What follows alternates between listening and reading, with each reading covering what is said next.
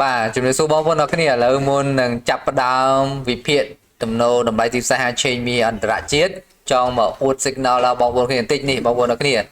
live ផ្ទាល់ណាសម្រាប់ថ្ងៃទី11ខែមិថុនាឆ្នាំ2026ម៉ោង2:26នាទីបាទឥឡូវនេះគឺ hit TP របស់យើងហ្នឹងបងប្អូនអរគ្នា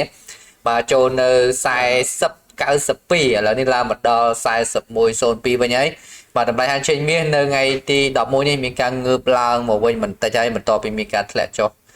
បាទទៅដល់តម្លៃទៀបចាស់វាគឺក្រោម41ទៅទៀតបាទតម្លៃទៀបចាស់មុនគឺត្រឹម4100ទេប៉ុន្តែបានធ្លាយទៅដល់4023បាទគឺច្រើនមែនតើធ្វើឲ្យអ្នកដែលបាទ hold buy ហ្នឹងគឺ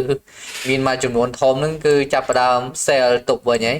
ចឹងហើយការទិញលក់បែបនេះរៀងពិបាកបងប្អូនទាំងគ្នាបាទរៀងពិបាកយើងគួរណាតែមានការចូលទិញលក់ដែលមានការកំណត់ហានិភ័យនិង TP ច្បាស់លាស់ដូចយើងមានសូចនាករដាក់ឲ្យចូលទីផ្សារអញ្ចឹងបាទយើងមានឲ្យចូលបាយចូល sell មានដាក់ការកំណត់ខាតហានិភ័យ SL ហ្នឹងហើយនឹង TP ឥឡូវគិតមកដល់ពេលនេះគឺយើង hit TP មួយហើយបងប្អូនទាំងគ្នាណែនាំដល់បងប្អូនគ្នាតើតើជាមួយនឹងសូចនាករមួយនេះបន្តិចវាមិនងាយស្រួលដល់ថ្នាក់ថាឲ្យបាយចូលបាយឲ្យ share ចូល share ដឹងតែចំណេញទេបាទជួនកាលវាលោតទៅតាមរូបមន្តទេប៉ុន្តែមុននឹងចូលយើងក៏មានវាមួយជាចំណុច snow ដើម្បីឲ្យយើងយកមកធ្វើជាគោលបាទយើងត្រូវទៅមើលទៅលើទំនោរហាងទំនោរធំយើងត្រូវមើលទៅលើ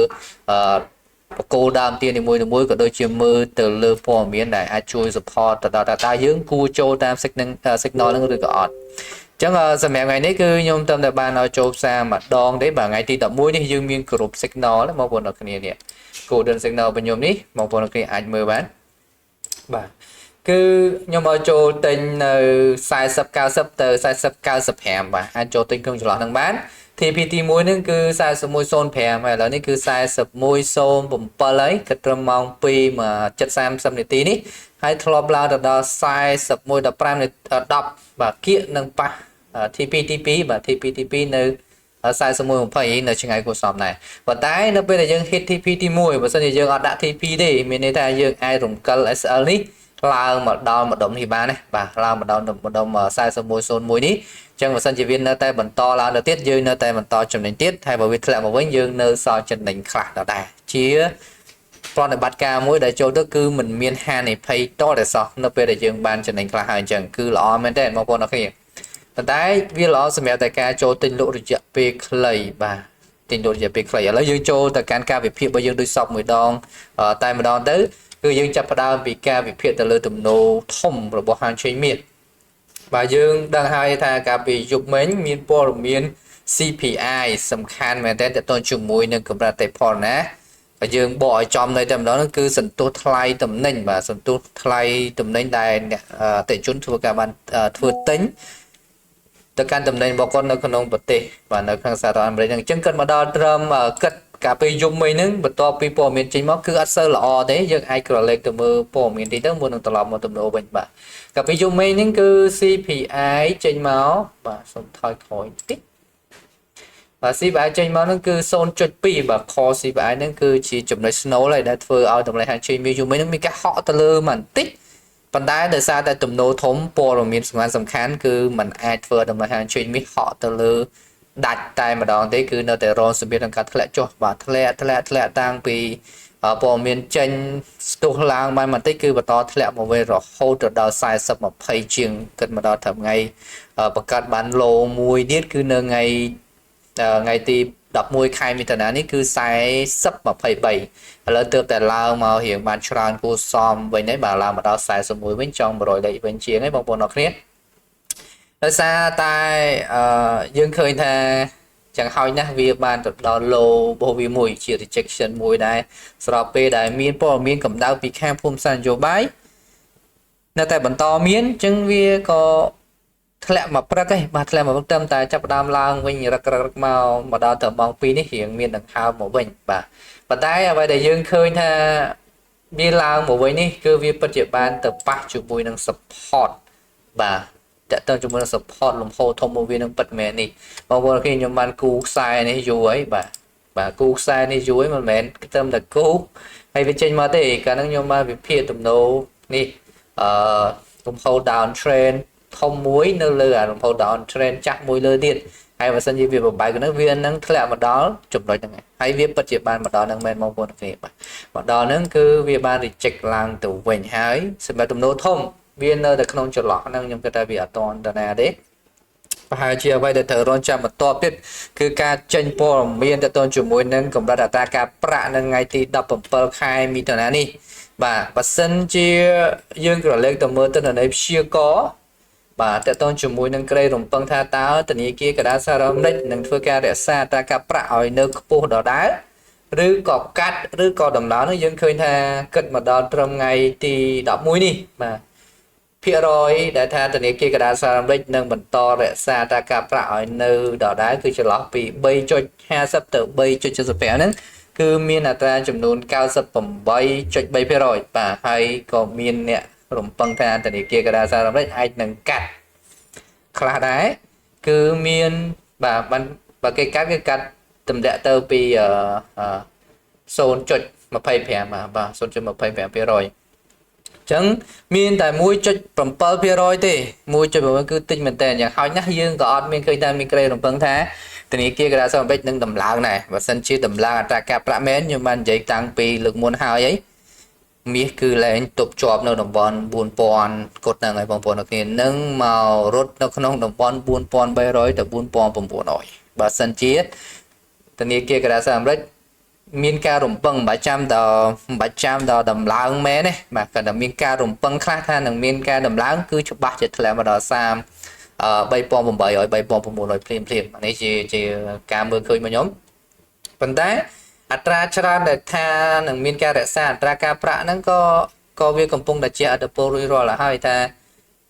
ជះឥទ្ធិពលឲ្យទីផ្សារហ្នឹងកំពុងតែស្ថិតនៅក្នុងតំបន់ទាបរួចទៅហើយដែលថាធនាគារកណ្ដាលនឹងបន្តរក្សាអត្រាការប្រាក់ឲ្យនៅខ្ពស់ដល់ដែលជាចំណុចមួយដែលវិនិយោគិនធំយកជាចំណុចមួយដើម្បីកាន់លុយដុល្លារដើម្បីទទួលបានអត្រាការប្រាក់បន្តទៀតស្របពេលដែលឥឡូវនេះការកាន់កាប់មាសអត់ទទួលបាននេះទេអត់ទទួលបានការប្រាក់គណៈពេលដែលកាន់លុយដុល្លារបានការប្រាក់ឬក៏យកលុយដុល្លារទៅទិញបានបំណុលពីខាងរដ្ឋបាលលោក Donald Trump ហ្នឹងគឺទិញបានបំណុលហ្នឹងគឺទទួលបានអត្រាការប្រាក់ខ្ពស់ចឹងហើយគឺសេដ្ឋកិច្ចសហរដ្ឋអាមេរិកល្អធ្វើឲ្យលុយដុល្លារ strong ធ្វើឲ្យតម្លៃហាងចេញមាសរងសម្ពាធនឹងការធ្លាក់ចុះបើសិនជាយើងក្រឡេកទៅមើលសារវិភាគភូមិសាស្ត្រនយោបាយវិញតាមរយៈសារព័ត៌មាន Reuters យើងឃើញថាព័ត៌មានចុងក្រោយខ្ញុំសូម refresh សិនឲ្យវាប្រកាសថាចុងក្រោយបាទ update ចុងក្រោយ16នាទីមុនបាទព័ត៌មានដែល headline សំខាន់ជាងគេហ្នឹងគឺគេបានសរសេរថា US and Iran exchange fire for a second day undermining shaky ceasefire បាទអញ្ចឹងព័ត៌មានវានៅតែអត់ល្អទេសម្រាប់តម្លៃហាងឆេងមាសពីព្រោះថាអត់មានភាពល្អប្រសើរទេបាទព័ត៌មានលើថាម្ដងវាយម្ដងជប់ម្ដងវាយម្ដងជប់ប៉ុន្តែព័ត៌មានដែលផ្លូវការពីជនខ្ញុំមើលពីខាងសារព័ត៌មាន Reuters ដែលមានន័យថាសហរដ្ឋអាមេរិកនិងអ៊ីរ៉ង់កំពុងតែផ្លាស់ប្ដូរកាប់បាញ់ប្រហារគ្នាសម្រាប់ថ្ងៃទី2បាទបន្ទាប់ពីមានបទជប់បាញ់មកគឺចាប់ផ្ដើមវាយគ្នាវិញបាទតាំងពីលោកមុនមួយថ្ងៃហើយមកដល់ថ្ងៃនេះគឺថ្ងៃទី2ហើយដែលការបាញ់គ្នានៅថ្ងៃទី2នេះគឺបានគេថា undermining វាថាមើងងាយឬក៏មិនខ្វល់ខ្វាយមិនចាត់ទុកថារឿងមួយសំខាន់ហើយរឿងមួយដែលសំខាន់ហ្នឹងគឺអីគេគឺ ceasefire គឺបទជប់បាញ់ shaky មានន័យថារង្គោះរង្គើបាទបទជប់បាញ់ដែលកំពុងទៅបានរង្គោះរង្គើដោយសារពួកគាត់បាញ់គ្នាវិញហ្នឹងហើយបាទ2ថ្ងៃជាប់គ្នាហើយចឹងហើយការបន្តមានកម្ដៅនៃភូមិសាស្ត្រនយោបាយរវាងអាមេរិកនិងអ៊ីរ៉ង់នឹងដាក់សម្ពាធទៅដល់បញ្ហាធម្មពលឲ្យនៅបន្តឡើងថ្លៃជាពិសេស crude oil តែម្ដងបាទចឹងកាលណា crude oil ឡើងថ្លៃមួយរយៈចុងក្រោយនេះគឺសង្កត់តម្លៃហាងឈើមានការធ្លាក់ចុះដោយសារតែវាជាបញ្ហាអតិផរណាសកលកាលណាកើតមានបញ្ហាអតិផរណាសកលវានឹងរុញច្រានឲ្យ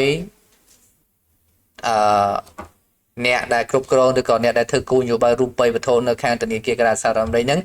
គាត់នឹងពិចារណាក្នុងការរក្សាអត្រាការប្រាក់ឲ្យនៅខ្ពស់ឬអាចនឹងបដូរអេយ៉ាប័តពីការរក្សាទៅជាតម្លៃអត្រាការប្រាក់ទៅទៀតអញ្ចឹងហើយវាជាក្តីបារម្ភថ្មីមួយសម្រាប់វិនិយោគិនរបស់យើងដែលកាន់មាសគាត់នឹងអាចពិចារណាលក់មាសចេញដើម្បីកាន់លុយដុល្លារវិញបាទប៉ុន្តែឥឡូវវាធ្វើការ reject ទៅវិញដោយសារវាមកប៉ះជាមួយនឹង technical ដូចខ្ញុំបានបញ្ជាក់ជូនអញ្ចឹង và muôn những vừa ca xong lại chất tinh để hô nó của cô nó chăm được viên một bao anh chẳng này tôi chưa ai bị trả không ca tên lần được vinh như chẳng tờ sau về đại bộ miền phim cho bộ khăn mà chẳng hay giờ vì nhóm tới đã tôn chủ mùi đồng po đồng miền đại vừa đồng bài hành trình mình ca prai prul cứ miền tại phần năng tế hay vậy đại dương thở tam đan và to được tiết chẳng nội dung này dương miền po đồng miền môi sầm khăn đấy cứ nâng màu phẩm per cả lá tiền đấy tiện tôn chủ mùi đồng PPI và dùng mấy cứ CPI ở lần ngày này cứ PPI và CPI cứ cái nhóm pi sân tu này ca tên khai tụi mình rộng bỏ để chôn chia tu tử ọt bay chạy chi là nè đưa con là nè để bản tay cái bay chạy chi bộ phê ta tao bộ phê tụi này nâng chia khó người ta chỉ cố đưa nâng mình cố đại chỉ cố nó cứ người ta cái ọt rồi bên chỗ phải đầm lại tụi nín nâng đầm lại tham một bộ đề và hay tập về tu tớ cứ được và đầm lại cái kiểu rồi bên chỗ đây và tập về PPI cái miền tha chia sản xuất lại tầm đến chia tại tôi chúng mình là tế phò là đấy phần tay cái cất tư lưu tay một phê chia producer để mà nè đại thư chia mà cha chia cam AC nè đạiផលិត người ta phụ con nâng thư cả chạy vi nông cả tinh và thổ thiệt tạo nâng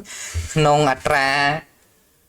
buộc rư cả tiệp bên chân từ 100 khai và chân và sau này chân mưa từ lơ tức là đây chia có cứ ăn lọ đấy bong bồn cái cứ xôn cho pram cho pi muối mà đó xôn cho pram cứ trao này sang là bẹt cả đá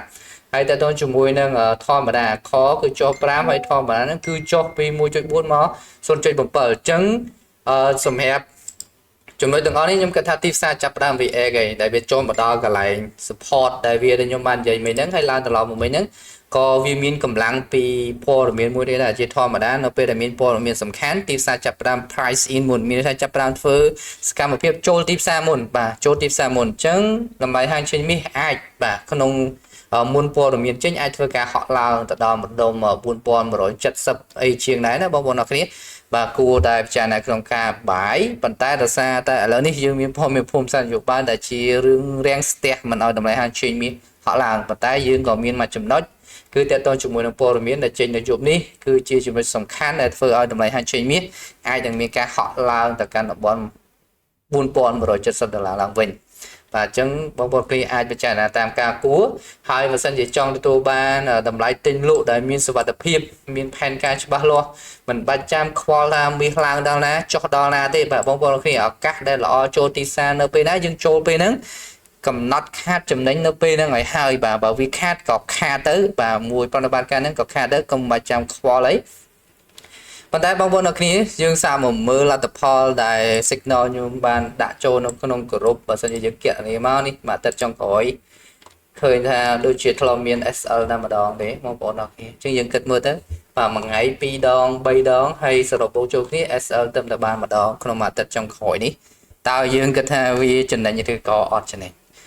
còn tại oi và cọt 10 rồi pia rồi thá bóng bóng ở kia bất chỉ ban phư tam ở vậy đại nhung bàn prap ti muối cho tí sát tơ tay cầm nọt khát chân đánh và sân chỉ miền ca nai no mọi cắt tranh bị tí sát thở tay cắt chánh và chẳng hai tư dương thì nia ban tha dương được tua ban ở các con ca được tua ban Paul chấm đánh cho ra hơn chiên khá thay và sân bóng bóng khi mình vừa ban năng tế chúng bạn tha dương nâng ai bật home cho mùi năng hai pay bà chứng bóng bóng khi lưu để hai